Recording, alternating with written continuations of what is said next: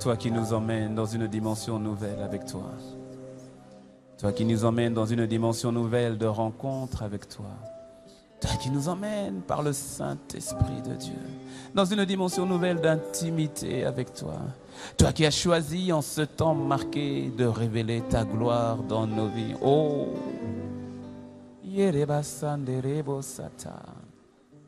toi qui nous emmènes à te voir tel que tu es, non pas avec nos yeux naturels, non pas avec nos sens naturels, mais avec notre véritable être, avec notre esprit, car tu es esprit. Oh, donne-nous de te voir, de t'expérimenter. Pas simplement pour maintenant, pas simplement pour les temps où nous venons en ce lieu, des moments où nous sommes connectés sur Internet, pas simplement à ces instants-là, mais en tout temps, à chaque instant, à chaque moment. Fais-nous grâce, Seigneur. Donne-nous de te voir, de te connaître, ô Seigneur. Donne-nous de t'expérimenter, pas simplement aujourd'hui, mais à chaque moment.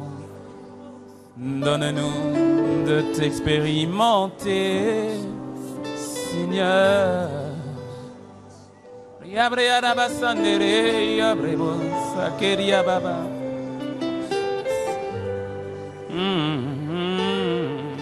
Ce que tu as arrêté en ce temps. Pour mon frère, pour ma sœur, pour ICC Boissy, pour tout ICC dans le monde, pour le corps de Christ dans la francophonie et bien au-delà. Oh, oh, la saison c'est maintenant, le moment c'est maintenant. Imprime dans le cœur de mon frère et de ma sœur, la saison c'est maintenant, c'est maintenant, maintenant. Makarabo shataya marete kabasa ayadabo sata ikerebo sanderiabo shata ingerebre anderebo setaya bashata yerebo sandere. Ce temps c'est maintenant où tu retires ce voile de l'ignorance qui était encore sur l'église et qui n'arrivait pas à te percevoir. Ce temps c'est maintenant où tu déchires ce voile de l'ignorance qui nous empêchait de te voir. Il n'était pas simplement sur les païens, il y avait une forme de voile que l'ennemi avait sagement, patiemment posé sur les yeux de ton église. Mais c'est le moment maintenant où tu déchires ce voile et tu permets à ton église de te voir tel que tu es. Le moment c'est maintenant. Seigneur, tu le fais dans la vie de ton église, de mon frère et de ma sœur à ICC, dans la francophonie, dans le corps de Christ, dans la francophonie. Le moment, Seigneur, c'est maintenant. Le moment, c'est maintenant. Fais-le, fais-le, oh. Les hamayasés.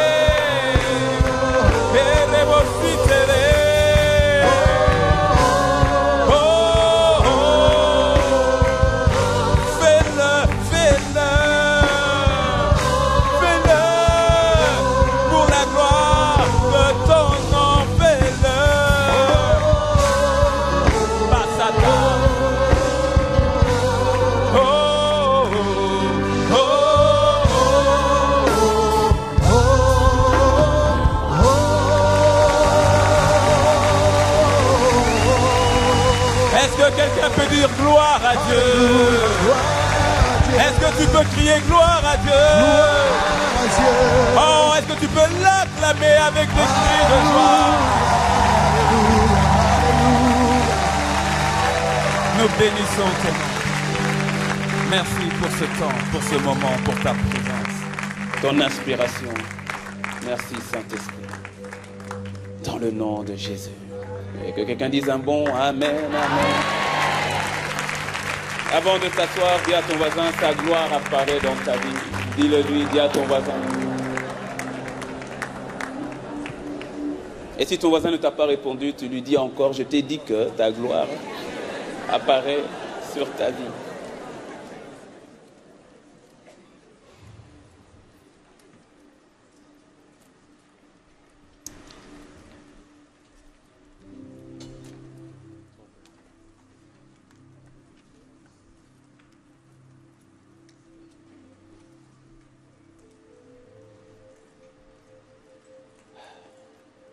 Est-ce que quelqu'un peut dire gloire à Dieu?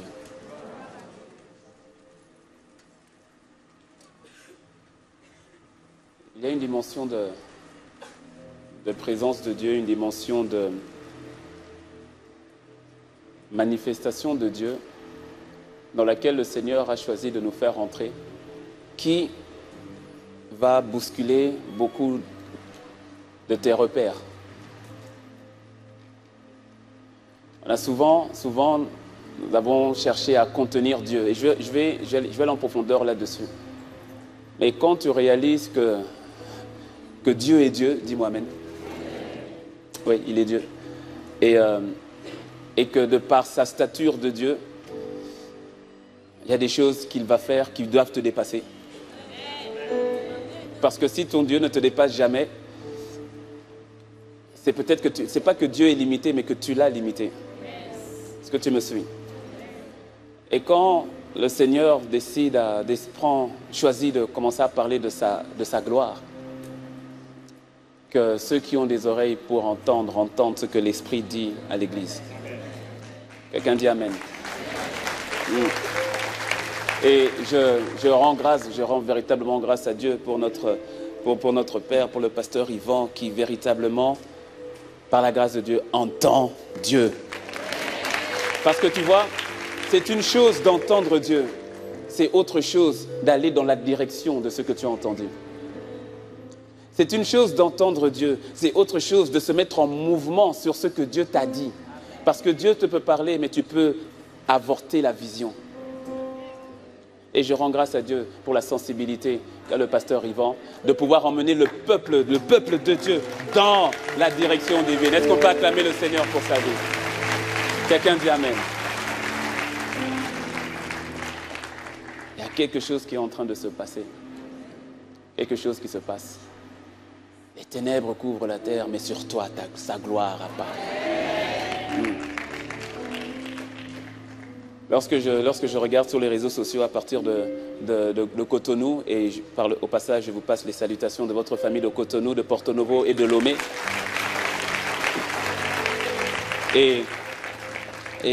Dont les campus de Lomé, Porto Novo et Cotonou, et par la grâce de Dieu, des familles avant la fin de l'année vont voir le jour, toujours au Bénin, la famille de Parakou et la famille de Boïcon.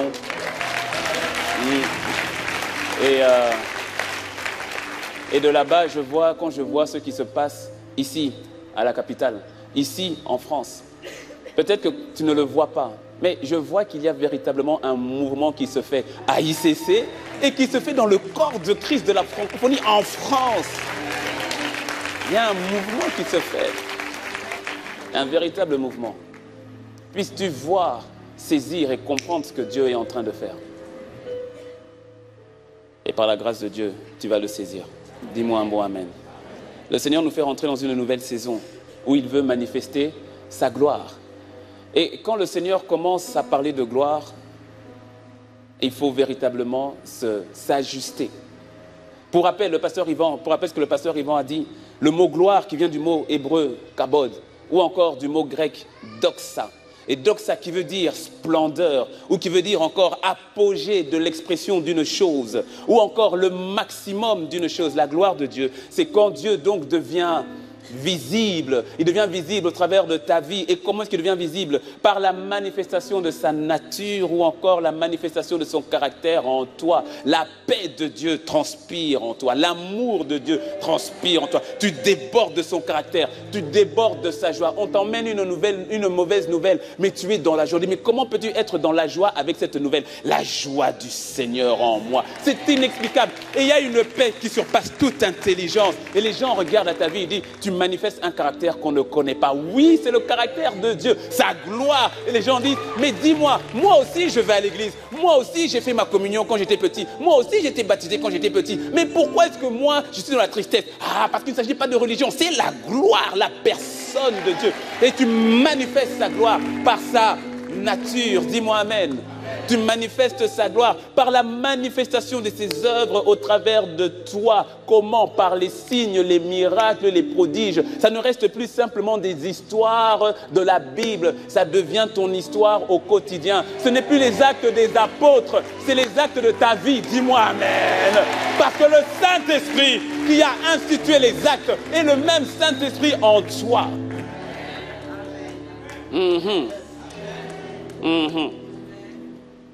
Où tu manifestes la gloire. Et il n'y a rien de plus beau que de manifester la gloire de Dieu en dehors des 4 murs de l'église. Il n'y a rien de plus beau. Dans l'église, c'est magnifique. En dehors, c'est magnifique fois 2. Parce que là où les ténèbres, il y a les ténèbres, c'est là-bas. Et on a besoin de lumière là où il y a les ténèbres. Et lorsque lorsque ta lumière vient dans les ténèbres, waouh, il y a... Lorsque la lumière vient... Écoute, la lumière, il y a beaucoup... Gloire à Dieu pour la lumière qui est ici. Mais c'est plus excitant quand c'est dehors. Oui. C'est plus excitant quand c'est dehors. Et cette gloire se manifeste dans ta vie. Dis-moi amen. Je revenais de mission de Lomé.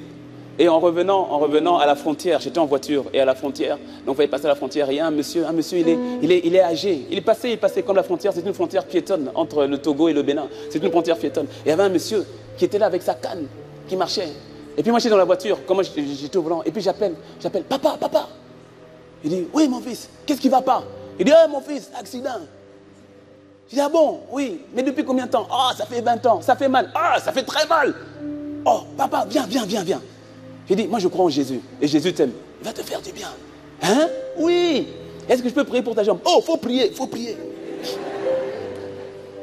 Si dans la voiture, je ne pouvais pas descendre, donc j'ouvre juste la portière et je mets la main sur la cuisse de papa. Je dis, je peux toucher? Il dit, oui, vas-y. Je mets la main. Je dis, Seigneur, je te remercie pour le papa. J'ai oublié son prénom. Je te remercie pour le papa. Dans le nom de Jésus, que ta jambe soit guérie totalement, maintenant. C'est tout. Et papa, bouge ta jambe.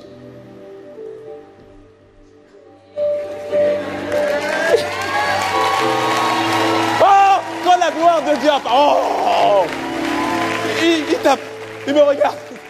Il dit,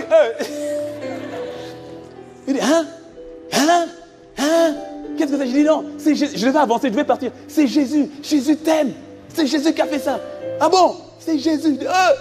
Et puis je passe et j'arrive de l'autre côté de la frontière. Moi j'ai oublié. Et puis je vois quelqu'un derrière qui fait des signes. J'étais avec le pasteur Lucas de ICC Rouen. Et puis je lui raconte, je lui dis, regarde ce que le Seigneur vient de faire. Et puis quand je lui raconte, et puis il tape mon épaule, il dit, c'est pas le papa là qui est derrière? Je me retourne, je vois le papa avec sa canne.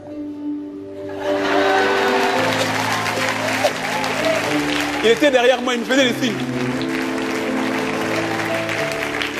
Et laisse-moi te dire, il y a une dimension où ça devient ton quotidien. Pourquoi? Parce que la gloire de Dieu apparaît sur ta vie. Dis-moi amen. La manifestation, la gloire de Dieu visible au travers de toi par la manifestation de ta présence, de sa présence. Parce que tu deviens transporteur de sa présence. Arrive ce moment, je te dis ce moment, tu viens simplement dans une maison, tout le monde pleurait. Ta simple présence libère la joie. Ta simple présence libère la consolation. Tu n'as rien fait, c'est normal, c'est pas toi, c'est parce que tu le transportes lui. Oh! Ta simple présence, la personne qui pleurait dit, non, je ne sais pas, ça va. Tu n'as rien dit. Tu n'as rien dit. Ta simple présence qui fait, écoute-moi bien. Le temps arrive, et il est déjà là. Où de plus en plus de personnes, avant de rentrer dans ce lieu, avant que nous allions dans notre bâtiment, mais déjà, avant de rentrer dans ce lieu, des personnes qui arrivent à la porte déjà se répandent de leurs péchés. À la porte. Les personnes qui arrivent, qui rentrent, on n'a pas prié. On n'a pas prié pour les malades. Et les personnes qui disent, j'ai été guéri. Pourquoi? Sa présence. Des démoniaques qui courent vers toi, qui disent, prie pour moi. Délivre-moi. Comme le fou de Gadara qui a couru vers Jésus. Je te dis, à Cotonou, dernièrement, je crois il y a 2 semaines, moi j'étais à Lomé, c'est le pasteur Herman qui était à Cotonou. Et puis il me raconte, dit au premier culte, Au premier culte, il n'a pas pu prêcher comme tel. Il a essayé, il n'a pas pu. Il n'a pas pu. Il y avait une telle présence, il a dit, pasteur, moi, c'est la première fois, je ne pouvais plus me tenir derrière le pupitre. Et il s'avère que, parce qu'on a des salles annexes à l'étage, il s'avère qu'à l'étage, il y avait quelqu'un qui était venu tester. Et la personne va raconter. Quand la personne est arrivée à l'auditorium, il voulait rentrer dans l'auditorium, c'était déjà plein. On l'a dit, il faut aller dans les salles annexes. Et quand il voulait maintenant prendre l'escalier pour les salles annexes, il voulait monter, il s'est arrêté. Il a dit non, je pars. Les gens de la sécurité, quand ils ont vu ça, ils sont approchés. Il a dit pourquoi vous voulez partir? Il m'a dit non, je pars. Il a dit non, il faut venir, c'est la maison de Dieu, il faut rentrer. Non, on l'a emmené, on l'a installé. Et c'était pendant ce temps-là où dans l'auditorium, la présence de Dieu devenait de plus en plus manifeste. Et on ne savait pas, là-bas, dans sa annexe, ça commençait à y avoir des... Il faut que je sorte, laissez-moi sortir, laissez-moi, je m'en vais. Non, on lui dit, mais qu'est-ce qu'il y a? Je ne peux pas rester. Et pendant qu'il était en train de parler, il dit, on m'avait parlé de cette église. Je suis venu voir.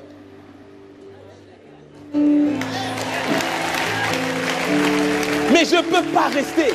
Je ne peux pas rester. Il a fait un tapage. On était obligé de le laisser partir. Pourquoi? Quand tu deviens transporteur de sa présence. Transporteur de sa présence. Est-ce que tu sais le nombre de personnes dans le RER que tu prends qui ont besoin d'une véritable délivrance de démons de la dépression, de démons de suicide, qui ont un besoin de délivrance de démons de la tristesse? Et pourtant, tu es transporteur de sa gloire. La manifestation, il sera visible par la manifestation de ses projets et des paroles que Dieu a prononcées dans ta vie, les prophéties qui ont été dites, les messages qu'il a dit sur toi. Ces choses arriveront et elles se manifesteront. Et on donnera gloire à celui qui avait promis, à celui qui avait annoncé dans ta vie. Dis-moi un bon amen. C'est ainsi que le Saint-Esprit nous a donné par le pasteur Yvan. Lève-toi, sois éclairé, car ta lumière arrive. Et la gloire de l'Éternel se lève sur toi. Voici les ténèbres couvrent la terre et l'obscurité les peuples. Mais, quelqu'un dit mais sur toi, l'Éternel se lève. Sur toi, sa gloire apparaît. Quelqu'un dit waouh. Et quand Dieu vient donc avec sa gloire, tu vois, à chaque fois que le Seigneur veut manifester quelque chose, il envoie d'abord sa parole. Pourquoi? Afin que toi et moi, nous nous préparions à ce qu'il va emmener à manifestation. C'est ainsi que lorsque sa parole vient nous préparer, et quand le Seigneur annonce sa gloire, écoute, ne manque pas les 21 jours. Ne manque pas. On a dit 21, on n'a pas dit 20. Parce que tu vois, si Daniel s'était arrêté à 20 jours, tu connais l'histoire de Daniel avec son jeûne de 21 jours. S'il s'était arrêté à 20, Gabriel ne serait pas venu. Fais de 1 à 21. Dis à ton voisin, fais les 21. Tu n'en mourras pas, ça va aller. Il y a des rendez-vous comme tels qu'il ne faut pas... Tu vois, quand tu saisis les saisons, il y a des rendez-vous que tu ne manques pas. Que tu ne manques pas. Et donc quand le Seigneur envoie sa parole, il y a des ajustements et des réajustements que nous devons de faire. Il y en a plusieurs qu'on devrait faire. Mais celui dont je veux te parler, c'est l'ajustement ou le réajustement de notre système de pensée par rapport à la gloire de Dieu qui est en train d'arriver à manifestation. Nous devons nous aligner et nous connecter parfaitement à la fréquence du Saint-Esprit afin de nous assurer que nous allons véritablement manifester la gloire, la doxa de Dieu et non pas une autre gloire. Le titre de mon message aujourd'hui, c'est 3 types de levain pour 3 types de gloire. Et je vais expliquer. 3 types de levain pour 3 types de gloire. Matthieu 13, verset 33. On va lire 2 textes d'abord. Matthieu 13, verset 33. C'est Jésus qui parle. Il leur dit cette autre parabole. Le royaume des cieux est semblable à du levain qu'une femme a pris et a mis dans 3 mesures de farine jusqu'à ce que la pâte soit toute levée. Dis avec moi, levée. On va prendre maintenant Marc 8, verset 13. Je vais lire jusqu'au verset 21. Puis il les quitta et remonta dans la barque, donc Jésus, pour passer sur l'autre bord. Les disciples avaient oublié de prendre des pains. Ils n'en avaient qu'un seul avec eux dans la barque. Jésus leur fit cette recommandation. Gardez-vous avec soin du levain des pharisiens. Dis avec moi, le levain des pharisiens. et du levain d'Hérode. Dis avec moi, levain d'Hérode.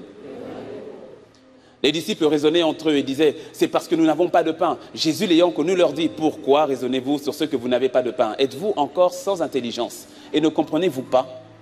Avez-vous le cœur endurci? Ayant des yeux, ne voyez-vous pas? Ayant des yeux, ne voyez-vous pas? Ayant des oreilles, n'entendez-vous pas?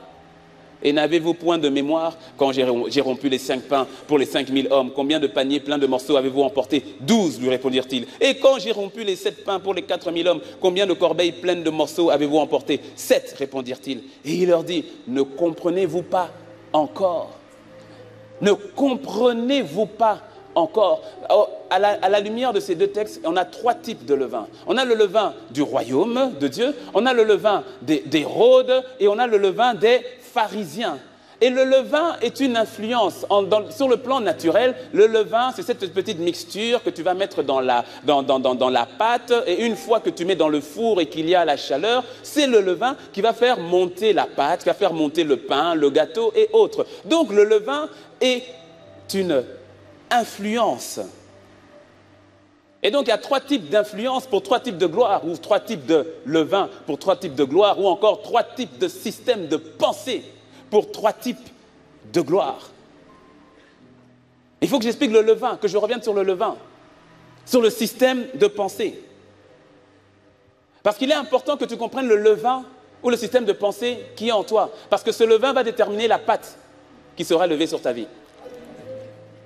Le levain que tu as en toi va déterminer donc la gloire qui sera levée sur ta vie.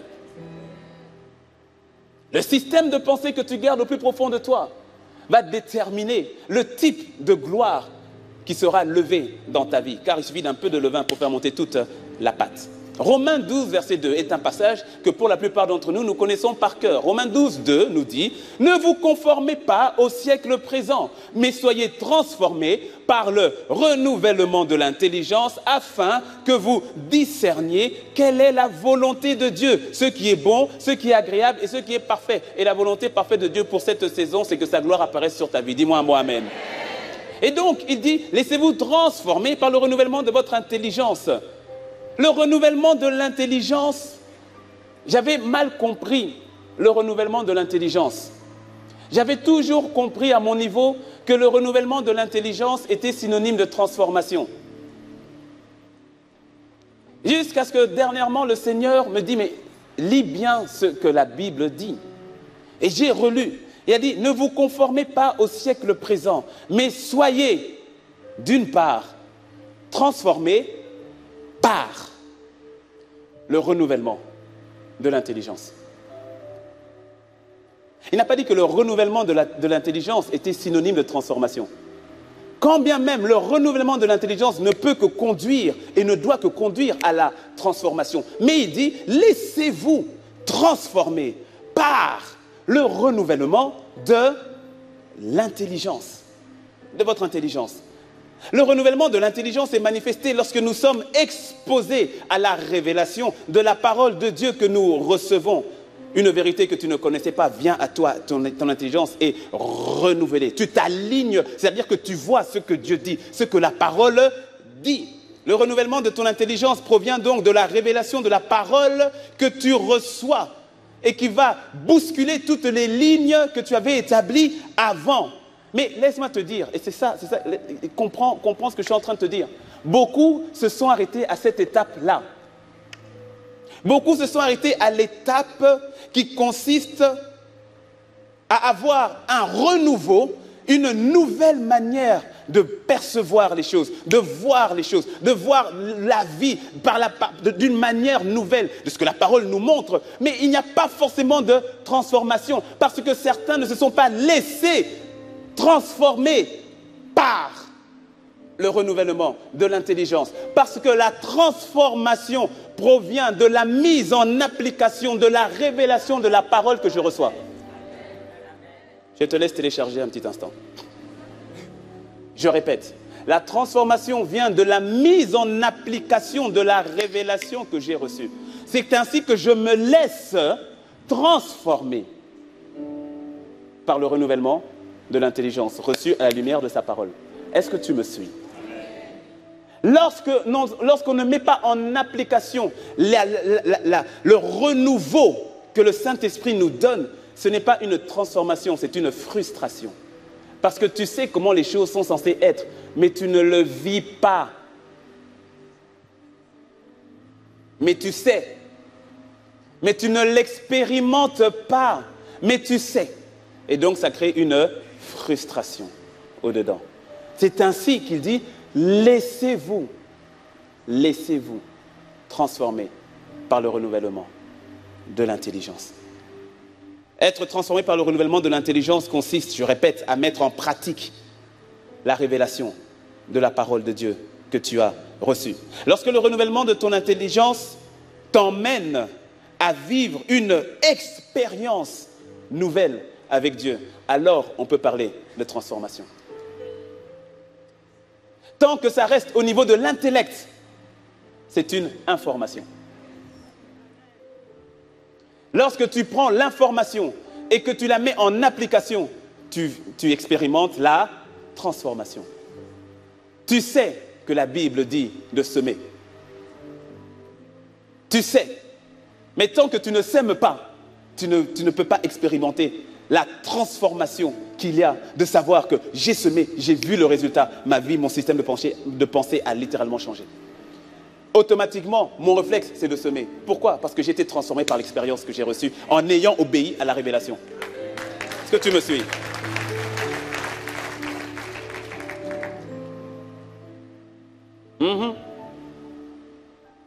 Lorsque tu sais que la Bible dit imposer les mains aux malades et les malades seront guéris. Tant que tu n'imposes pas les mains aux malades, tu sais, mais ta vie n'est pas encore transformée. Pourquoi? Parce que tu n'as pas appliqué. Mais quand tu appliques et que tu vois Dieu guérir, tout à coup, quand quelqu'un dit il est malade, il faut venir, t'es où? Pourquoi? Tu es transformé.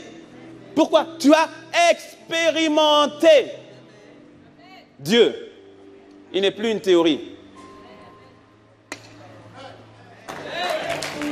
Ouais. Pour être transformé selon Dieu, il ne s'agit pas simplement de penser différemment, mais de vivre différemment. Et ça emmène un changement, une transformation totale et radicale. Et radicale. Laisse-toi transformer. C'est pour ça que je prie pour un malade. Il n'est pas guéri. Je ne vais pas chercher à lui dire non, c'est toi le problème. Non. Je vais rester encore plus longtemps devant le renouveau. C'est-à-dire, je vais rester plus longtemps à méditer sa parole parce que ce qu'il a dit est vrai. Donc, c'est à moi d'en arriver à être parfaitement connecté à ce que Dieu dit. Et donc, je prierai jusqu'à... Ah oui. Et il suffit d'une fois. Une seule fois pour que tu sois totalement transformé. Tu sais que l'inquiétude n'est pas bonne. Mais tant que tu continues de t'inquiéter, Philippiens 4, tu connais le passage. Ne vous inquiétez de rien, mais en toutes choses, faites connaître à Dieu vos besoins par des prières, par des supplications et par des actions de grâce. C'est ainsi que la paix qui surpasse toute intelligence sera ton partage. Tu sais, mais tant que tu continues à t'inquiéter, parce qu'avant de prier, il a dit ne t'inquiète pas. Ah, tu n'avais pas vu l'ordre. Hein. Il a dit avant de prier, ne t'inquiète pas. Ne vous inquiétez de rien. Donc arrête d'abord de t'inquiéter et ensuite prie. Parce que certains prient par inquiétude. Et donc c'est une prière inquiétante. Arrête de t'inquiéter d'abord. Arrête de t'inquiéter. Et ensuite prie.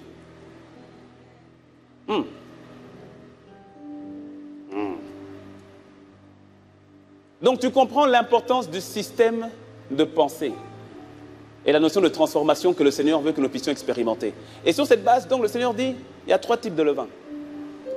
Le levain du royaume, que j'ai déjà commencé à expliquer, par rapport au fait d'être transformé par la parole de Dieu et de la mettre en application. Mais puis il dit, il y a le levain de Hérode. Alors, de quoi il s'agit, le levain de Hérode? Parce que le type de levain que tu maintiens va déterminer le type de gloire qui apparaîtra. J'insiste là-dessus. Le type de levain que tu maintiens au-dedans de toi déterminera la pâte qui va se lever, et donc le type de gloire qui s'élèvera. Et le levain de Hérode fait monter une patte qui est la patte à la gloire de l'homme. Hérode représente l'homme, ou encore le système humain. Hérode, c'était le roi. Pendant longtemps, il régnait. Et pendant longtemps aussi, il a fait des misères à l'Église. Il était roi. Il représente le système humain. Le levain de Hérode est basé sur la puissance de l'homme. Le levain de Hérode est basé sur les systèmes humains. Le levain de Hérode exclut Dieu de toute équation. Lorsque le levain de Hérode est dans ton cœur, on entend souvent ce genre de raisonnement. Non, tout dépend de moi. Et toi, et le ciel t'aidera. C'est une manière de dire, c'est à moi de tout faire. Ça repose sur moi. Tout dépend de mes efforts. Et on s'appuie donc sur ses efforts. Et on s'appuie donc sur sa force. Et on s'appuie sur ses compétences. On s'appuie sur son diplôme ou bien son manque de diplôme. On s'appuie sur son argent ou bien on est dépité lorsqu'il n'y a plus d'argent. Bref, on s'appuie sur les systèmes humains et sur la force humaine. C'est ça, Hérode, le roi. Et laisse-moi te dire, dans l'Église, dans une bonne partie de l'Église, il y a un fléau qui est dangereux, qui s'appelle l'athéisme. Dans l'Église, qu'est-ce que je suis en train de dire? Qu'il y a beaucoup d'enfants de Dieu qui agissent comme des athées. C'est-à-dire qu'ils croient en Dieu, mais ils ne croient plus en un Dieu qui agit.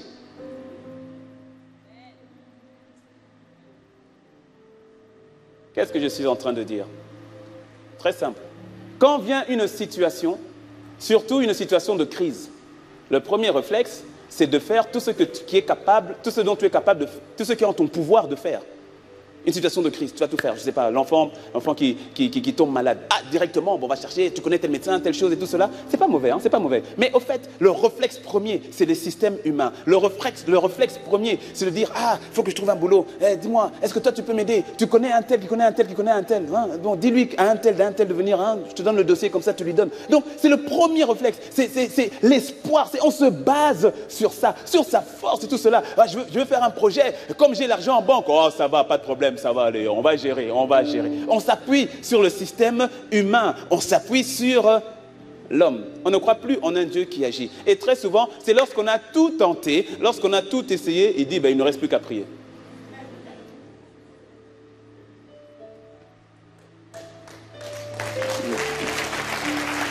Mon ami, je fais parce que j'ai prié avant. C'est pour ça que je fais. Dis-moi amen. Et souvent, tu as cette expression, ah, vraiment, on a tout fait. Oh là là, vraiment, on ne sait pas, ça n'a pas marché. Bon, et là c'est dans une attitude, vraiment, on est dépité, quoi. Bon, on va seulement prier, hein. Donc, la dernière roue du carrosse, bon Dieu, là, on va prier seulement. Bon, il n'y a plus rien à faire, là. Bon, on va seulement prier. Peut-être qu'on verra. Est-ce que tu me suis? Le levain d'Hérode te fait vivre une vie qui ne fait plus intervenir Dieu comme tel. Tu n'as plus besoin de Dieu.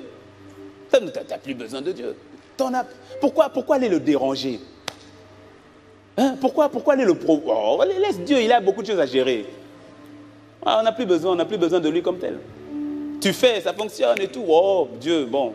Tu fais ton projet et tout, mais tu sais faire les business plans, les études de marché, tu maîtrises tout ça. Donc, tu as fait l'école, tu es intelligent, tu as ton master, donc tu maîtrises. Pourquoi aller embêter Dieu? N'est-ce pas lui qui m'a donné cette intelligence? Si, bah alors c'est normal, laisse-moi utiliser cette intelligence. Je fais tout, et puis après je dis, vas-y, signe en bas.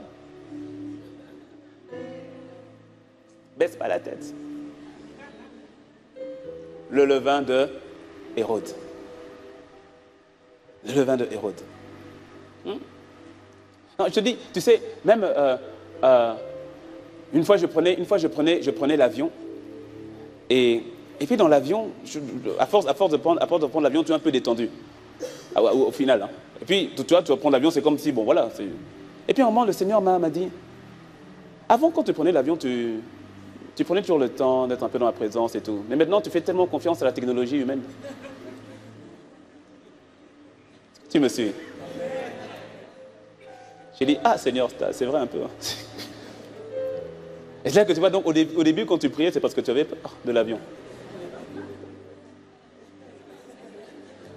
Bon, maintenant, comme tu vois que ça va, là, tout fonctionne, donc tu ne sens plus vraiment le besoin de... Est-ce que tu me suis? Oh, je te dis, le levain, c'est un peu, hein, c'est un peu. C'est un petit peu, mais ça fait monter toute la pâte. Juste un peu. Juste un peu. Ou, sans se rendre compte, on n'a plus vraiment besoin de lui. On n'a plus vraiment besoin de lui. Laisse-moi, je peux là, légèrement en profondeur, je peux? Je peux? Il y a un gros piège. Écoute-moi bien, il y a un piège. Le Seigneur m'avait repris là-dessus. Il m'a dit, fais attention. Parce que lorsque tu commences à faire passer mes principes avant ma personne, alors tu fonctionnes sans moi, juste avec mes principes.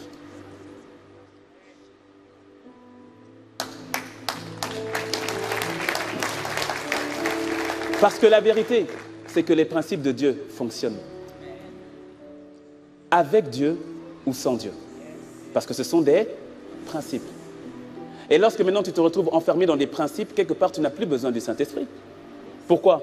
Tu fais A plus B, ça donne C. Bon, Saint-Esprit, c'est bon, je fais A plus B, ça donne C. Tu n'as plus besoin forcément de le consulter. Tu n'as plus besoin forcément d'avoir une communion et autres. Et sans t'en rendre compte, tu peux passer toute une journée sans solliciter le Saint-Esprit. Ça ne veut pas dire que tu as péché. Non, mais simplement tu n'avais plus besoin de lui. Tu as fonctionné sans lui.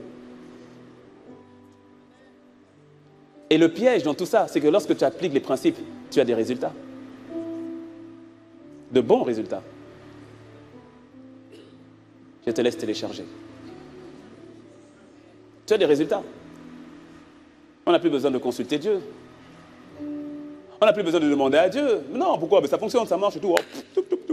On y va. On a vu le cas, le cas avec Saül et David. Je vais te donner juste les références, je ne vais pas lire, mais je vais te donner l'histoire. C'est dans 1 Samuel 13. 1 Samuel 13 au verset 5. L'exemple de Saül. Le prophète Samuel dit à Saül, il lui dit, tu attends. Il dit au roi Saül, attends. Tu attends, je vais venir faire le sacrifice. Lorsque je viendrai faire le sacrifice, alors maintenant, tu pourras monter contre les Philistins. Et donc, il se retrouve, je crois que c'est dans la région de Réphaïm, si je ne me trompe pas, et Saül se retrouve là-bas avec ses soldats. Et Samuel n'arrive pas, le prophète n'arrive pas. Et pendant ce temps-là, les Philistins sont en train de descendre, ils sont en train de venir. Et les soldats commencent à paniquer. Ils paniquent. Jusqu'à ce que les soldats commencent à fuir. Et Saül dit, mais vous avez appelé Samuel, il est où? Son portable hors zone. Mais comment ça? On n'arrive pas à le joindre. Mais il a dit qu'il devait venir. Ils sont en train de venir, les Philistins, ils arrivent. Et mes soldats sont en train de fuir. Il est où? Chef, il n'est toujours pas là. J'ai dit, bon, apportez-moi le sacrifice, je vais gérer moi-même. Saül fait lui-même le sacrifice. Dès qu'il a fait, le prophète Samuel qui apparaît, il dit, mais qu'est-ce que tu viens de faire? Et il lui dit, non, mais tu vois, tu liras l'histoire dans 1 Samuel 5. Il dit, non, mais tu vois, tu tardais, tu ne venais pas. Et puis, il y avait les Philistins qui descendaient. Et mes hommes autour de moi ont commencé à fuir. Et puis, il lit bien, il va dire, je me suis fait violence. Je me suis fait violence. Et j'ai fait le sacrifice. J'ai aidé Dieu parce qu'il n'arrive pas à m'aider. Il n'intervient pas. Alors je l'ai aidé. Seigneur, ça fait des années que je demande le mariage et tout cela. Maintenant, là, je suis à un âge avancé. Tu veux pas? Je vais aller chercher quelqu'un dans la brousse, même s'il n'est pas dans le jardin d'Éden. Je vais le prendre dans la brousse, je vais l'emmener et tu vas le convertir. Qui t'a dit que Dieu avait besoin d'aide? Hein? Qui t'a dit? Qui t'a dit?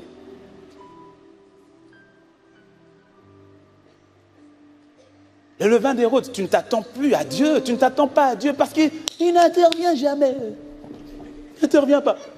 Oh, si c'est ça, ben moi je fais et puis il me suit. S'il ne me suit pas, eh ben on se gère, ce n'est pas grave. C'est Saül. Et la conséquence a été forte.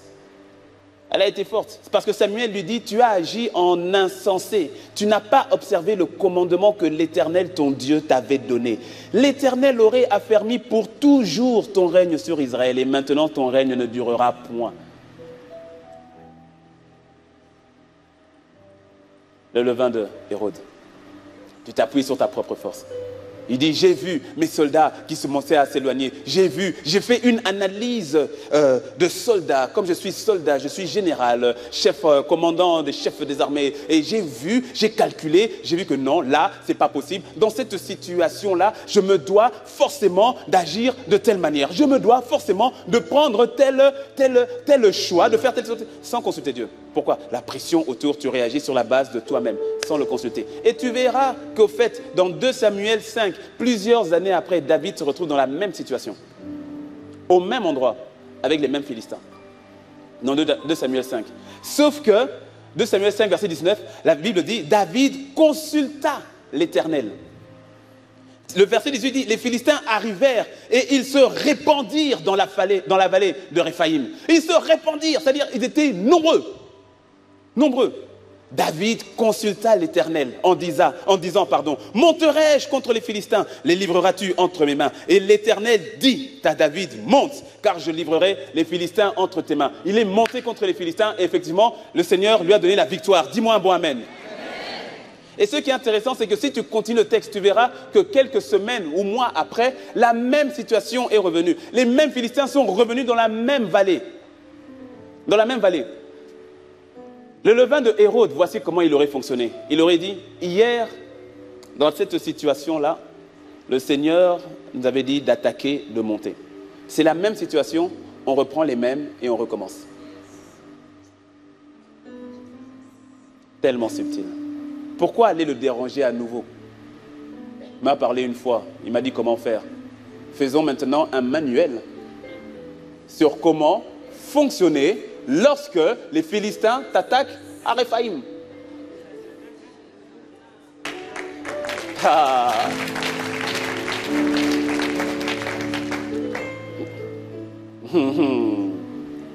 La Bible dit, Jésus a dit que celui qui est né d'esprit, il est comme le vent. On ne sait d'où il vient, où il va.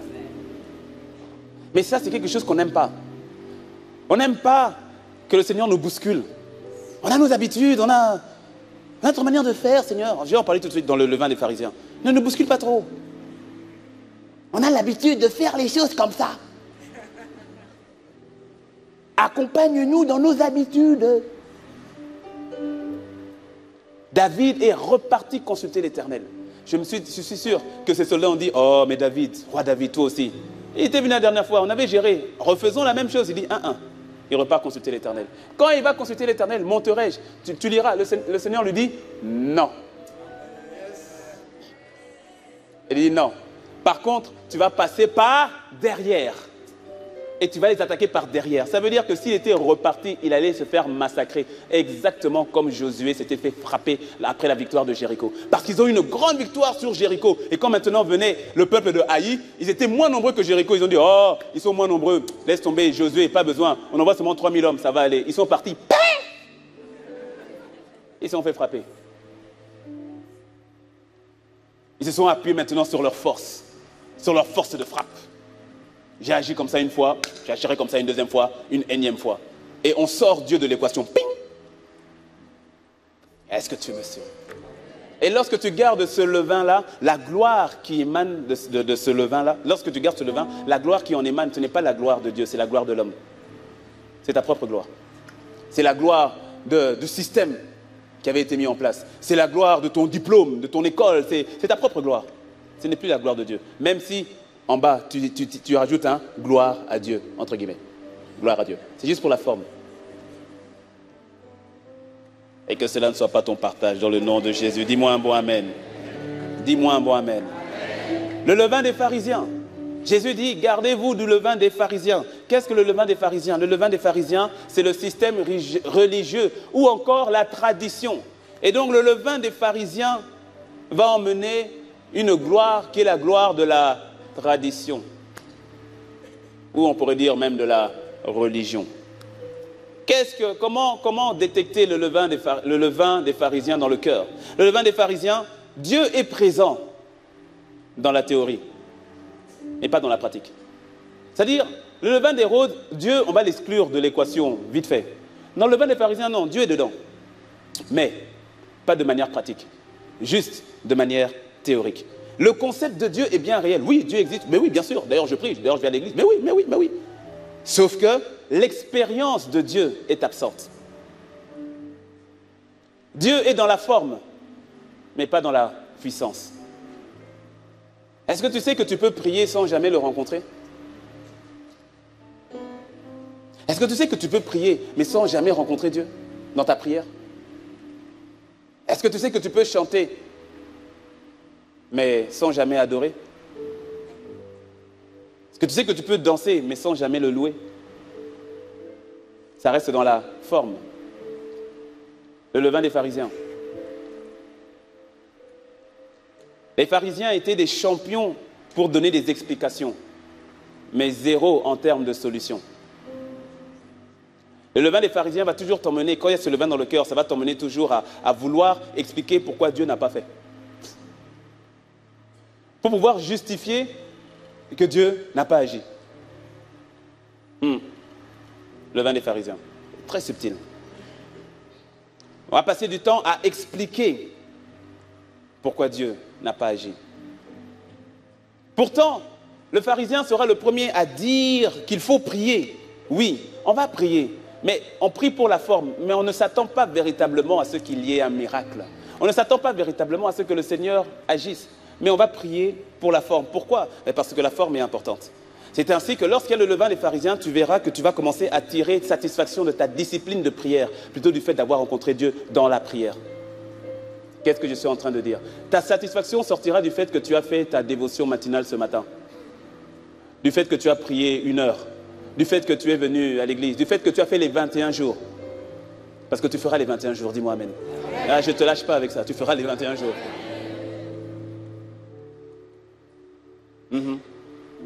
Mais ta joie provient de cela, de la discipline, mais pas du fait que tu l'aies rencontré. Parce que tu peux aller dans le palais présidentiel, tu peux aller à l'Élysée, mais ne pas rencontrer le président de la République. Mais tu diras, non, mais je suis allé à l'Élysée. Ok, très bien. Mais est-ce que tu l'as vu? C'est pas grave, je te dis que je suis allé à l'Élysée. Est-ce que tu l'as rencontré? Est-ce que tu l'expérimentes? Parce que le levain des pharisiens va t'emmener à protéger les lignes tracées, à protéger les sentiers déjà battus, à protéger ta tradition. On ne veut pas que le Seigneur nous bouscule. On ne veut pas trop qu'il fasse quelque chose de nouveau. On ne veut pas trop qu'il se révèle de manière nouvelle. Et pourtant, c'est ce que le Seigneur veut faire dans ta vie. Et c'est ce qu'il va faire, dis-moi un bon Amen. Et donc, on va prier, oui, mais quelque part, ne t'attends pas à trop quand même. Pourquoi? Parce que très souvent, hier j'avais prié, Dieu n'a pas répondu. Donc je prie maintenant avec parcimonie. Pour éviter encore une forme de déception que j'ai connue hier. Donc je prie pour respect pour Dieu, parce que je sais qu'il est Dieu. Et parce qu'il faut le faire. Mais ça ne veut pas dire que je m'attends forcément à ce qu'il agisse. Même si je sais qu'il est capable, mais peut-être pas forcément dans ma situation. Et c'est souvent suite à plusieurs déceptions personnelles que lorsqu'on a atteint du levain des pharisiens, on commence à développer une forme de sagesse humaine qui consiste à ne pas mettre tous ses œufs dans le même panier qui s'appelle l'obéissance à la parole de Dieu. Mais il faut toujours réserver de côté, ne sait-on jamais, il faut être sage. Pourquoi? Parce que la tradition est un mélange de vérité et de contre-vérité parfois.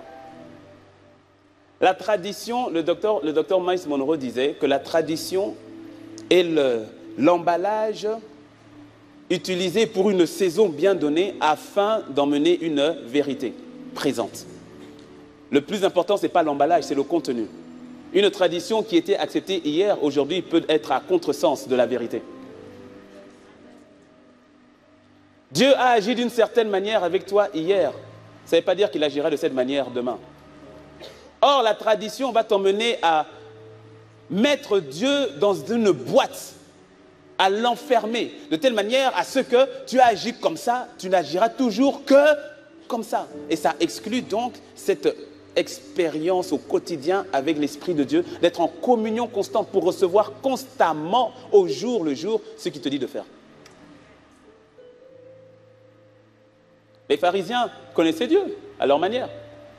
Ils s'appuyaient sur la Torah, sur la Bible. Mais c'est Jésus lui-même qui dit, parce que écoute, tu sais, Tu peux lire ta Bible, mais ne pas rencontrer. En fait, je vais dire ça autrement. Tu peux lire la parole de Dieu, mais ne pas rencontrer la parole de Dieu. Parce que la parole, c'est une personne. Jésus l'a dit. Vous lisez les Écritures, vous sondez les Écritures, parce que vous espérez trouver la vie en elles. Or, les Écritures vous parlent de moi, mais vous refusez de venir à moi. Connaître les versets, c'est bien. C'est une bonne chose, et il faut. Je t'encourage à mémoriser les versets. Mais le plus important, c'est que ces versets emmènent une transformation dans ta vie. C'est ça qui fait la différence. C'est ça qui fait la différence. Le levain des pharisiens refuse de laisser Dieu agir maintenant sur terre. On va souvent repousser à un jour, ou à plus tard, ou à demain. Le levain des pharisiens va emmener quelqu'un, va emmener un enfant de Dieu, un chrétien, à aimer les débats doctrinaux, à aimer discuter des concepts de la parole afin de pouvoir démontrer leur capacité, leur savoir, leur connaissance dans la Bible. Ils sont capables de remettre, c'est-à-dire ils vont chipoter. Par exemple, tu vois le levain des pharisiens, tu as quelqu'un qui vient à ICC, qui a donné sa vie au Seigneur. Il était broke, démantelé, disloqué, complètement brisé, dégoûté, dégoûtant, tout ça là, c'est compliqué. Il vient à ICC, il rencontre le Saint-Esprit, il rencontre le Seigneur, sa vie est changée, métamorphosée. Et puis il se baptise et il n'est plus le même. Et puis il va voir un ancien, un de ses frères ou une de ses sœurs pour lui dire « Ah non, vraiment ma vie a changé, tout cela et tout. Ah bon, toi ICC, ah oui, ma vie a changé et tout. Ah bon, mais dis-moi, c'est quel baptême qu'on vous a fait là-bas? Est-ce que c'est le baptême au nom du Père, au nom du Fils, au nom du Saint-Esprit, ou c'est le baptême au nom de Jésus? » C'est-à-dire, il n'arrive pas à se réjouir de ce que Dieu fait.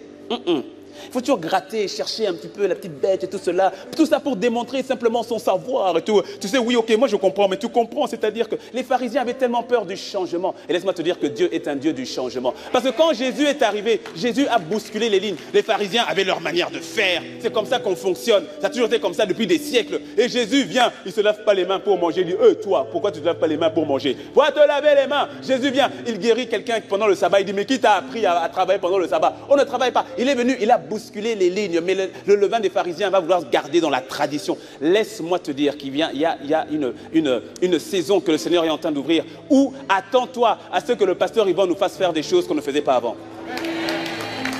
Attends-toi. À cause de l'instruction du Saint-Esprit. Attends-toi à ça. Attends-toi. Mais lorsqu'il y a le levain des pharisiens, tu dis jamais, on refuse le changement. Non. On n'a jamais fait ça comme ça avant. Pourquoi on doit changer aujourd'hui? Non! Le levain des pharisiens résiste au changement. Or, Dieu est constamment dans le mouvement. C'est les hommes qui ont voulu le contenir dans le monument. Parce que tu vois, lorsque le Seigneur est venu et qu'il a ramené dans l'église la parole de foi et tout cela, on a dit, ouais, maintenant nous sommes sauvés par la foi, justifiés par la foi. Et bam, on a mis les baptistes. Et puis lorsqu'il revient et qu'il dit que la sanctification est importante, on a dit, ouais, la sanctification est importante. Bam, on a mis les méthodistes. Et puis lorsqu'il revient et que le Saint-Esprit revient et à nouveau dans la révélation et qu'il y a le baptême du Saint-Esprit, on a dit ouais, le baptême du Saint-Esprit. Et ben, on a mis les pentecôtistes. On a toujours voulu bloquer le Saint-Esprit dans le mouvement. On a toujours voulu l'arrêter. Ok, tu as fait ça, on s'arrête à ça, on ne bouge plus. Mais je te dis, le Saint-Esprit est continuellement en mouvement. Continuellement. Écoute, nous sommes en train de parler de la gloire de Dieu. On ne connaît pas la gloire de Dieu. Parce qu'il s'agit de Dieu lui-même. On ne le connaît pas. Tu crois le connaître? Si tu crois le connaître, mon ami, on ne le connaît pas. Et quand Dieu dit sa gloire, mais attends-toi à être bousculé. Attends-toi. Et voilà, il y a une chose que souvent ce que l'on fait, tu vois. Le levain des pharisiens va toujours attaquer ce que Dieu fait de nouveau. Toujours, sans chercher, non, ça c'est pas, on attaque. Le levain des pharisiens. Spécialiste dans l'attaque. Le véritable attaquant. Tout ce que Dieu fait de nouveau, non, ça ne vient pas de Dieu. Non, non, sans prendre le temps. Bien sûr qu'il y a des choses, d'ailleurs, tout doit être éprouvé. Mais sans prendre le temps de... Non, ça ne vient pas de Dieu, non. Et souvent, ce qu'on entend. D'ailleurs, quand on regarde dans l'église, Actes, église primitive, est-ce que tu as vu Dieu faire ça? Est-ce que tu as vu Dieu agir comme ça?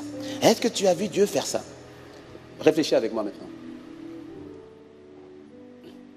Jésus a dit, les choses que j'ai faites, Jean 14, les choses que j'ai faites, vous les ferez.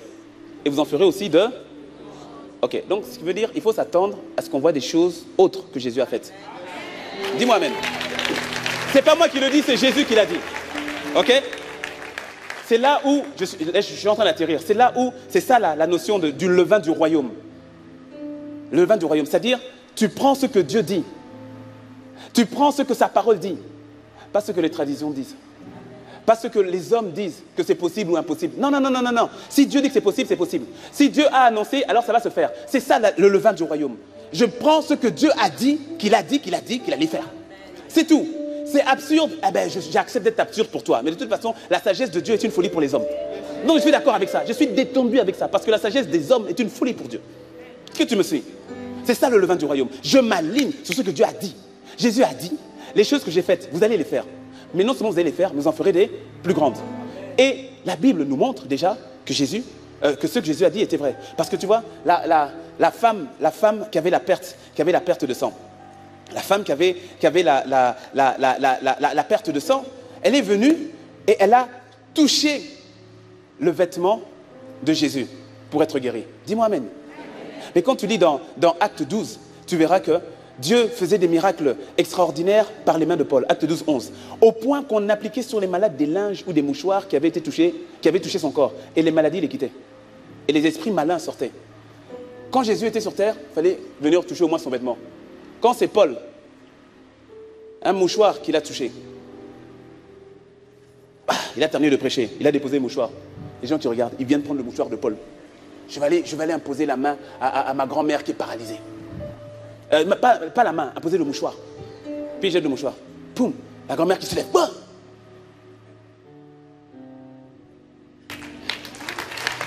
Tu vois, quand je dis ça, je vois ton voisin. Je vois ton voisin qui dit qu'est-ce qu'il raconte? Mon ami, accroche ta ceinture. Accroche-toi.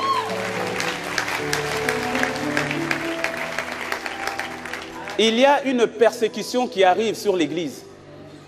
Sur l'Église. Tu sais pourquoi? Parce que Dieu va véritablement démarquer son Église. Et cette persécution va arriver sur cette Église qui va manifester la gloire de Dieu. On va dire non, toi tu n'es pas des nôtres, toi tu n'es pas comme nous, parce que tu vas manifester quelque chose de complètement différent. À cause de ça, on va te persécuter. Non. Heureux êtes-vous lorsque vous serez persécutés à cause de mon nom. Non, il y a quelqu'un qui refuse la persécution. C'est une bonne persécution. Laisse-moi te dire, écoute, laisse-moi te dire. Certains d'entre vous, tu vas te faire virer de ton travail à cause de la conviction que tu as par rapport à la parole de Dieu. On te mettra la pression, on va te virer parce que tu dis ce que la parole de Dieu dit, c'est ça. On te virera. Laisse pas. C'est pas grave, il y a mieux pour toi. C'est pas grave. Si le Seigneur veut que tu y restes, il va faire en sorte que tu y restes. Mais si tu vois que le Seigneur... Laisse. Je te dis. Et le temps. Aïe. On va arriver à une dimension où le Seigneur va nous emmener à l'expérimenter, mais de manière, on va se dire, je l'ai dit, à ICC Cotonou, je l'ai dit. Je leur ai dit, vous savez, ne vous étonnez pas, parce que ce temps vient et quand on va commencer à nous traiter de sorciers. Il dit, vous inquiétez, ça va arriver. J'ai dit à l'église déjà, j'ai dit comme ça, au moins quand ça arrivera, le Seigneur l'avait déjà dit. Parce que c'est Saint-Esprit qui me l'a dit. Ok. Ce temps va arriver, on va commencer à nous traiter vraiment de sorciers.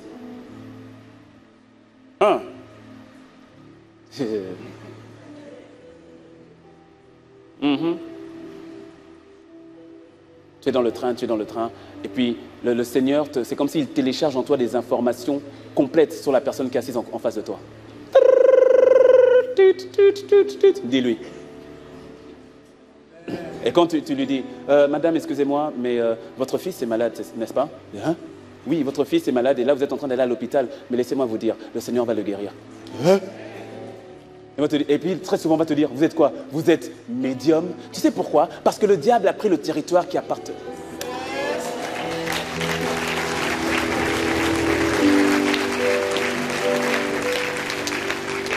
Et quand c'est comme ça, automatiquement, on dit quoi? Vous êtes médium?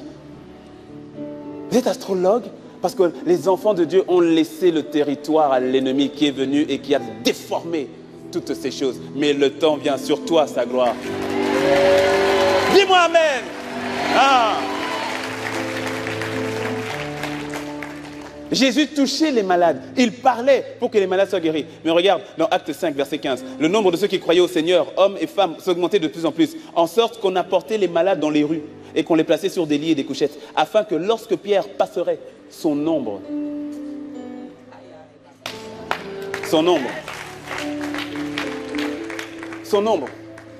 afin que simplement son nombre puisse en couvrir quelques-uns. Son nombre. C'est-à-dire, lui, il passe, il ne sait même pas qu'il passe. Et quelqu'un qui guérit, il ne sait même pas. Ah, je suis guéri, il ne sait pas. Ah, je suis guéri, il ne sait pas. Pourquoi? L'ombre. Parce que tu sais, lorsque tu es à l'ombre de Tout-Puissant, ton ombre devient son ombre.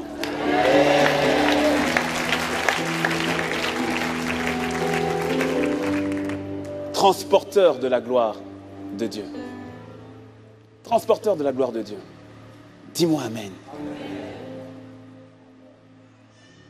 Même dans la manière de faire les cultes, attendez-vous.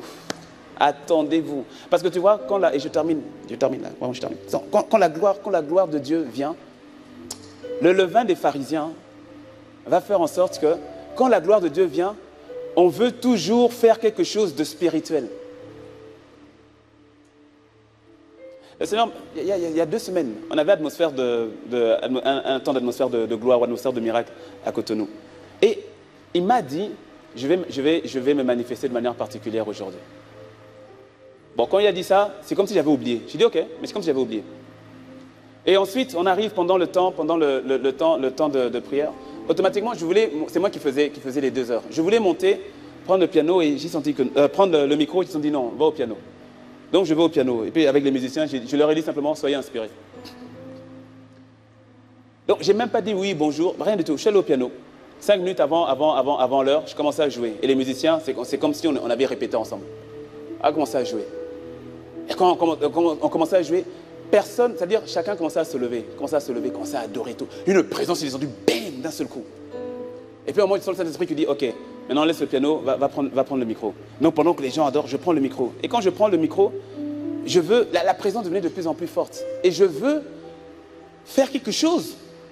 Parce qu'il faut faire quelque chose. Je suis quand même le pasteur, donc je dois parler, je dois dire. Et le Saint-Esprit me dit, ne parle pas. Il me dit, attends. Je dis, Seigneur, il faut bien que je dise. Il dit, non, ne parle pas. Et puis à un moment, 5 minutes, c'est long 5 minutes. Et puis je dis, non, je vais parler. Il dit, ne parle pas, ne fais pas comme Saül. C'est ce que je t'ai raconté. Il dit, ne fais pas comme Saül. J'ai dit, quand j'ai entendu ça, j'ai dit, ok, j'attends. Et donc j'ai attendu. Et puis pendant ce temps-là, tu vois, et puis à un moment, les musiciens, ça s'est baissé, ils ont arrêté. À un moment, j'ai même senti de faire arrêter les musiciens, et donc ils ont arrêté de jouer. Et puis, il n'y avait plus rien. Bon, certains sont fait, d'autres prient, mais tu sentais une présence, hein, mais d'autres prient et tout. Et puis le Seigneur, je fais quoi? Il dit, attends. J'ai dit, bon, j'attends. J'ai même éteint le micro, j'attends. J'attends. Comme ça, il a dit à Saül d'attendre, donc j'ai attendu. 10 minutes, 15 minutes. Puis toi, des gens qui commencent à s'asseoir parce qu'ils disent, bon, qu'est-ce qui se passe, le pasteur, il n'a plus d'inspiration, ou c'est quoi? Là, des gens qui commencent à s'asseoir parce que tu vois, tu peux avoir cette pression. Ça, c'est le levain des pharisiens. Mais non, il faut montrer, qu'est-ce qu'ils vont penser de moi? Non, il faut... Toi, il faut faire. Non, ça, c'est le levain des pharisiens. Il me dit, non, attends, laisse.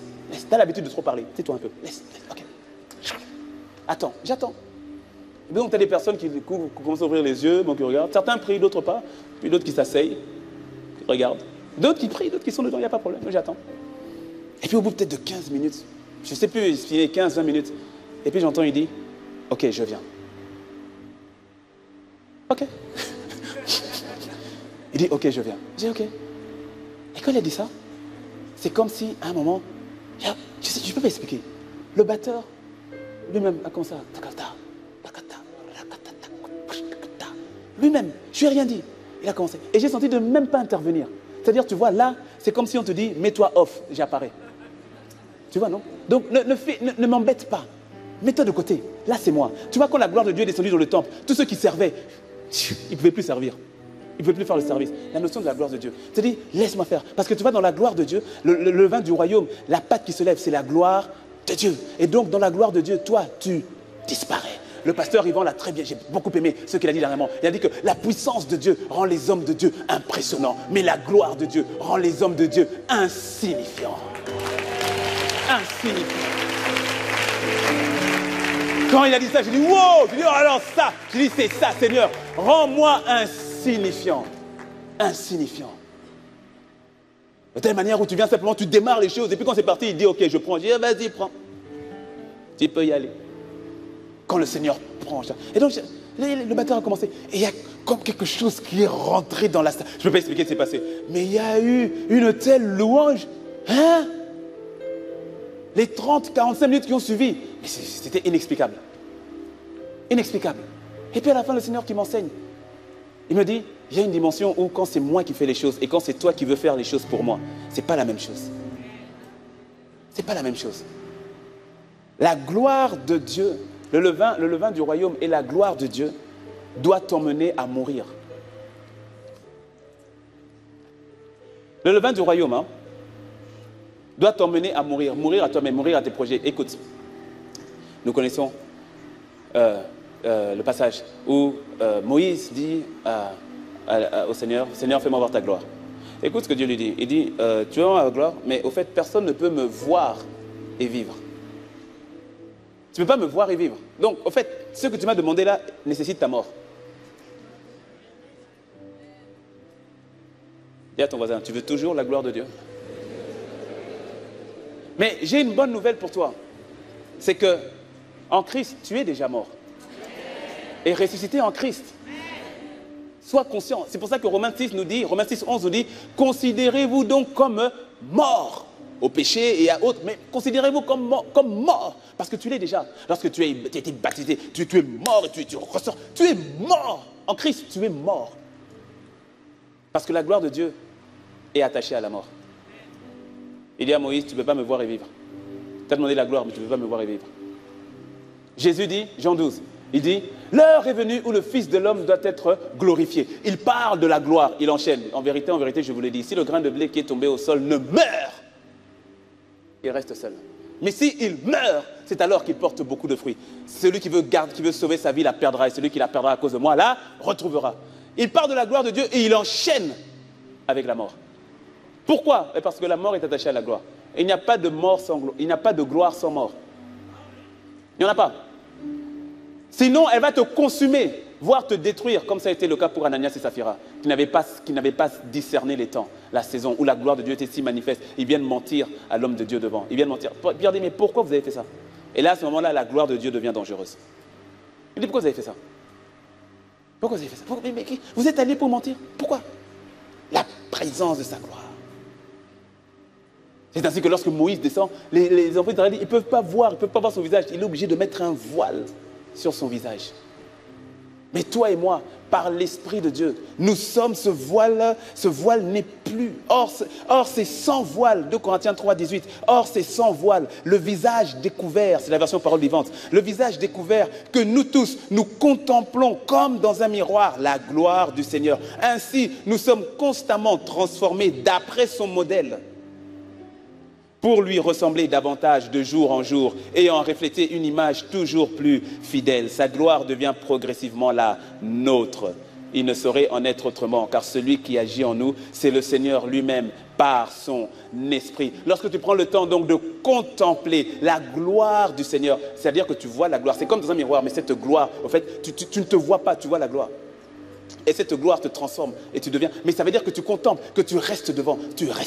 Et jour après jour, tout à coup, il y a une transformation. Et tu te retrouves à son modèle. Dis-moi amen.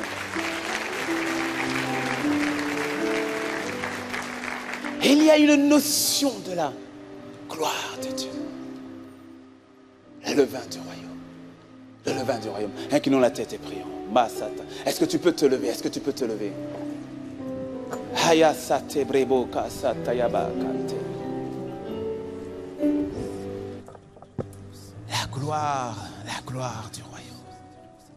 La gloire de Dieu sur ta vie. Hasata karebo sheta. Mata. Les yeux fermés, les mains levées. Les yeux fermés, les mains levées. Pour 2-3 minutes, attends-toi à ce que, à partir de ce jour, il a déjà commencé à le faire et il va l'accélérer pendant les 21 jours.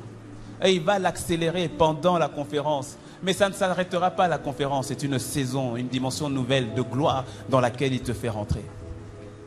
Dans laquelle il te fait rentrer. Refuse le levain de Hérode qui consiste à s'appuyer sur la force humaine. Refuse le levain des pharisiens qui consiste à s'appuyer sur la tradition ou sur la religion.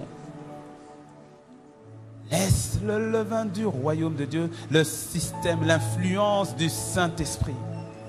Mourir à soi-même totalement afin de laisser sa gloire t'envahir complètement. Les yeux fermés, les mains levées. Sur Internet, les yeux fermés, les mains levées. Masa karebo sata. Yanderebo sata yaba. Laisse le Saint-Esprit mettre le doigt sur les levains étrangers dans ton cœur. Laisse le Saint-Esprit mettre le doigt sur les levains étrangers dans ton cœur.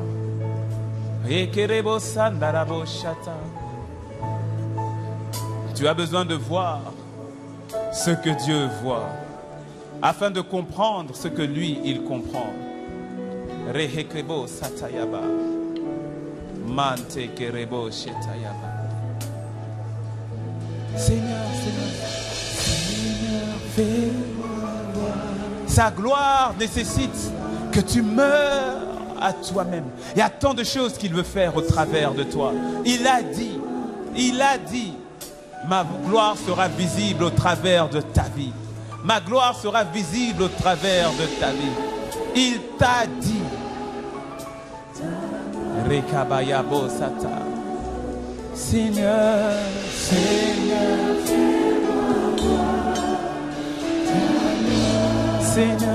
Seigneur, fais-moi voir. Lorsque tu es en train de lui dire, Seigneur, fais-moi voir ta gloire, comme Moïse avait demandé, tu es en train de dire, j'accepte d'être mis dans le creuset, j'accepte d'être mis dans le rocher, de mourir à ma propre compétence, de mourir à la tradition et de vivre uniquement sur la base de ce que toi tu dis. Tu acceptes d'être bousculé dans tes habitudes, d'être bousculé dans le statu quo. Tu acceptes de laisser l'Esprit de Dieu te faire voir le Seigneur tel qu'il est. Seigneur, Seigneur, Seigneur, fais-moi voir. Seigneur, fais-moi voir.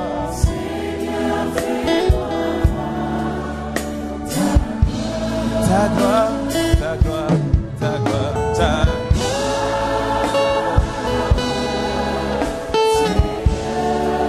Seigneur, fais-moi voir.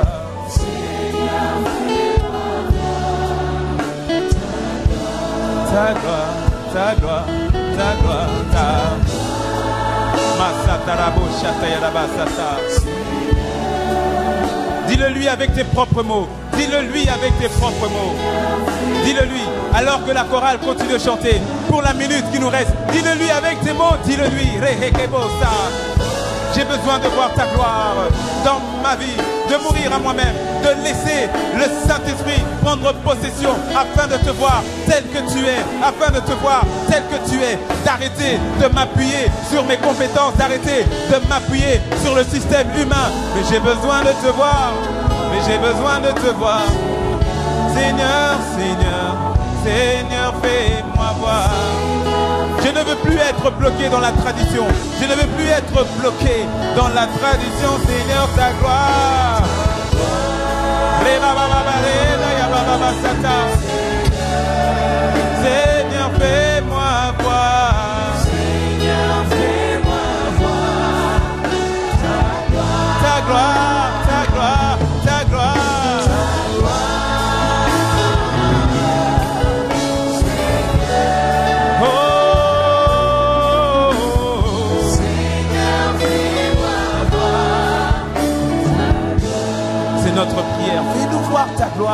nous voir.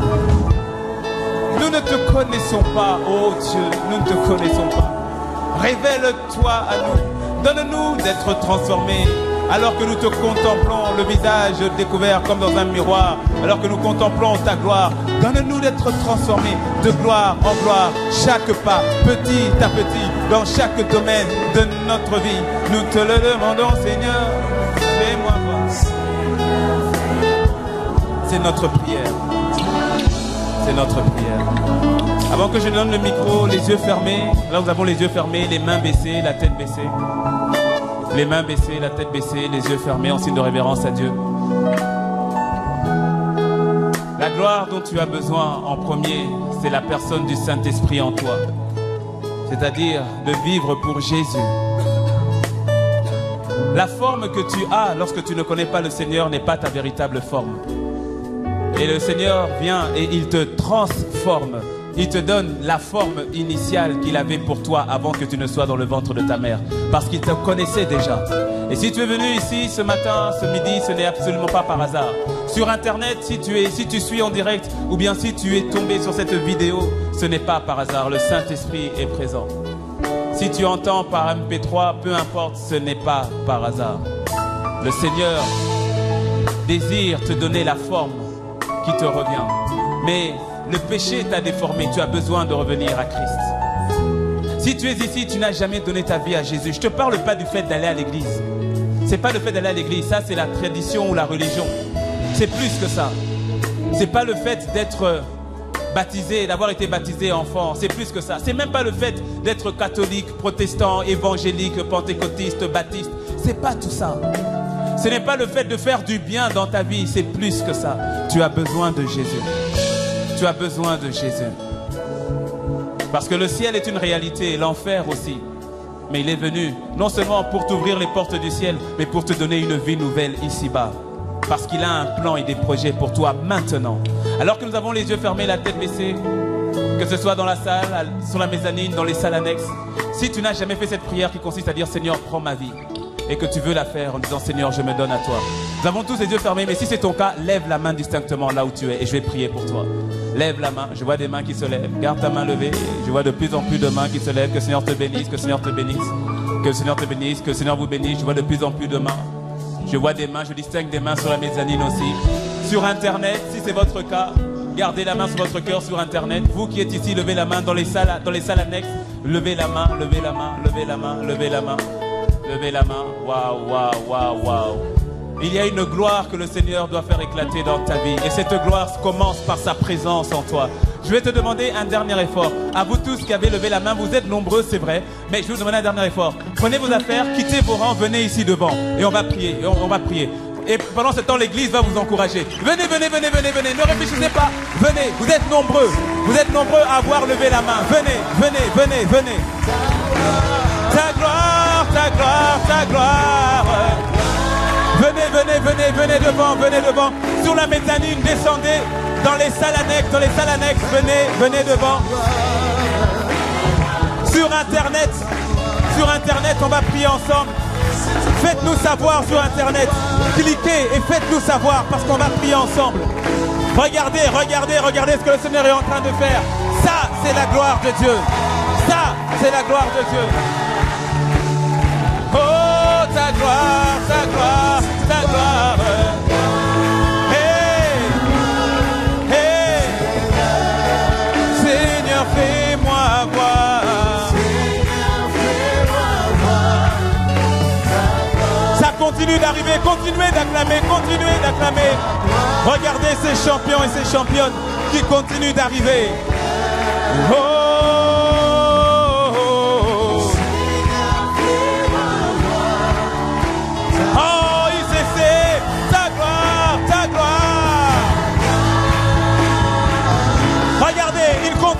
Il continue d'arriver.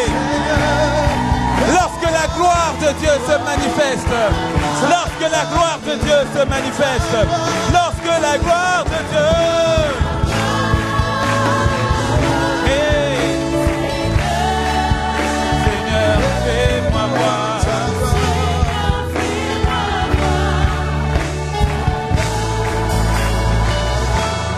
Masande voyons pas simplement le miracle que Dieu est en train de faire ici. Sur Internet, 40 personnes ont donné aussi et reconnu leur appel. Est-ce qu'on peut acclamer le Seigneur pour ce qu'il est en train de faire?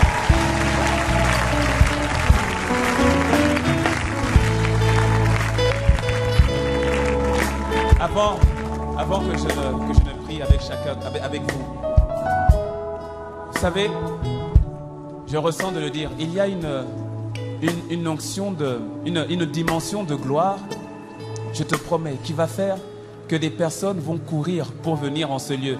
Pas à cause de ICC, pas à cause de Pasteur Ivan, mais à cause de la présence.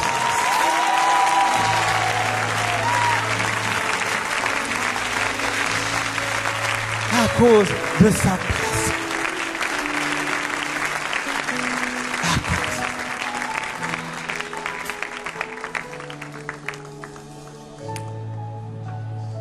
Tendez les mains vers nos bien-aimés, tendez les mains vers nos bien-aimés qui sont devant. Sur Internet, mettez la main sur votre cœur. Vous qui êtes ici devant, mettez aussi la main sur votre cœur. Vous allez faire cette prière avec moi, en croyant le plus profond de votre cœur. Répétez simplement après moi et toute l'Église va nous accompagner dans cette prière. Le Seigneur est présent. Alléluia. Le Seigneur est présent. Dites après moi, Seigneur Jésus, je te dis merci pour ton amour et pour ta grâce à mon égard. Aujourd'hui, je viens à toi tel que je suis. Pardonne-moi pour tous mes péchés. Pardonne-moi pour ma vie passée. Mais aujourd'hui, je m'en remets à toi. Sois mon Seigneur, sois mon Sauveur. Prends ma vie, toute ma vie. Je reconnais que tu es mort à la croix et ressuscité le 3e jour. Et à partir de ce jour, tu vis dans mon cœur.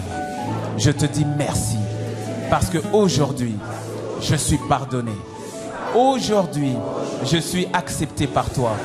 Aujourd'hui, je suis justifié.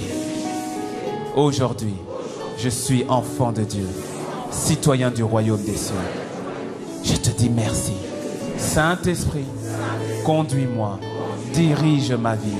Je m'abandonne à toi. À partir de ce jour, je refuse la vie du péché.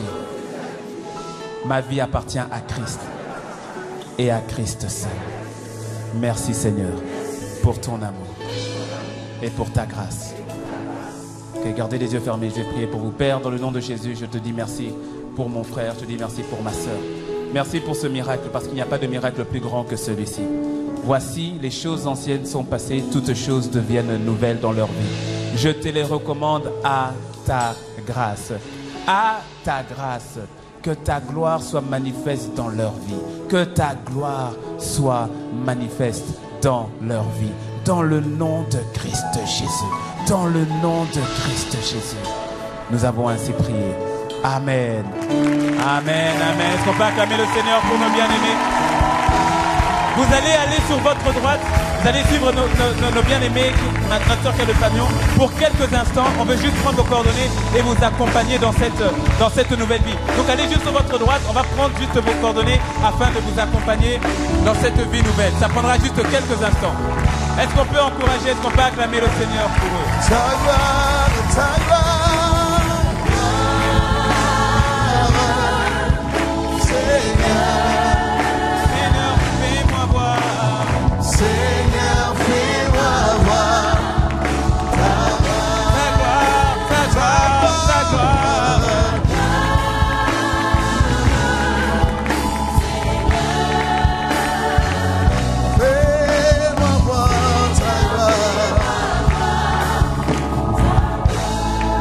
Je sais que le temps est avancé, mais je sentirai que j'attristerai le Saint-Esprit si je ne le fais pas. Les yeux fermés, les mains levées. Les yeux fermés, les mains levées. C'est ce qu'il a vraiment mis dans mon cœur quand je voulais descendre. Les yeux fermés, les mains levées. Il y en a plusieurs parmi vous, c'est ce que j'ai ressenti fortement dans mon cœur. Il y en a plusieurs parmi vous qui ont cet appel d'évangéliste. Qui ont cet appel d'évangéliste. Et j'entends le Seigneur dire que vous le retenez. Vous le bloquez. Laissez le Saint-Esprit s'exprimer au travers de votre vie. C'est ce qu'il a mis en toi. Et pendant que je parle, certains d'entre vous, vous allez être saisis. Vous allez être saisis. Parce que tu as résisté. Il y a certains, tu résistais depuis longtemps. Tu résistais depuis longtemps. Mais le Saint-Esprit te saisit maintenant. À partir de ce moment, tu ouvres ta bouche pour parler. À partir de ce moment, tu ouvres ta bouche pour parler. Parce que des âmes se meurent. Et j'ai mis ma parole dans ta bouche.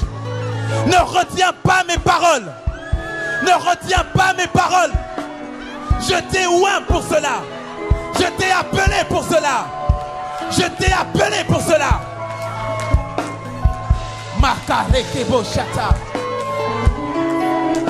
N'aie pas peur. Parce que je suis avec toi. Je t'ai équipé pour cela. N'aie pas peur. Parce que je t'ai équipé pour cela. Marekebo Sata. Yakarebo Shita. Massa Terebo Shita. Mes enfants se meurent dans le pays de la France. Ils se meurent. Ils se meurent. Ils se meurent. Ils se meurent. Ils se meurent. Ouvre ta bouche et parle. Parle. Je la remplirai. Je la remplirai. Je la remplirai. Je la remplirai. Massa Terebo Shata. Yabasata.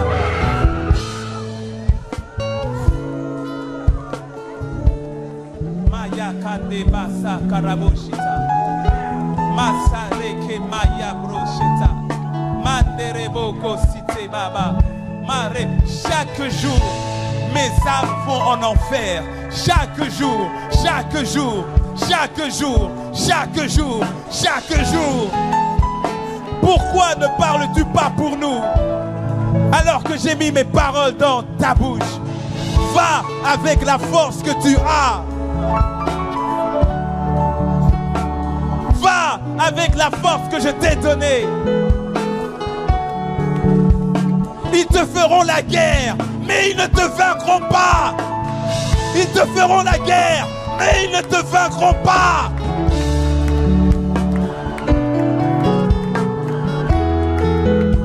Karebo Satayama Shita. Massa Terebo Shita. Nous te bénissons, Père. Nous te bénissons, Seigneur. Nous te rendons la gloire. Nous te rendons toute gloire. Fais au-delà de ce que nos yeux voient. Merci, Saint-Esprit. Merci pour ce que tu fais. Dans le nom de Jésus. Fais-moi voir ta gloire. Vas-y, quelqu'un pour acclamer sa présence. Acclamer sa gloire au Seigneur.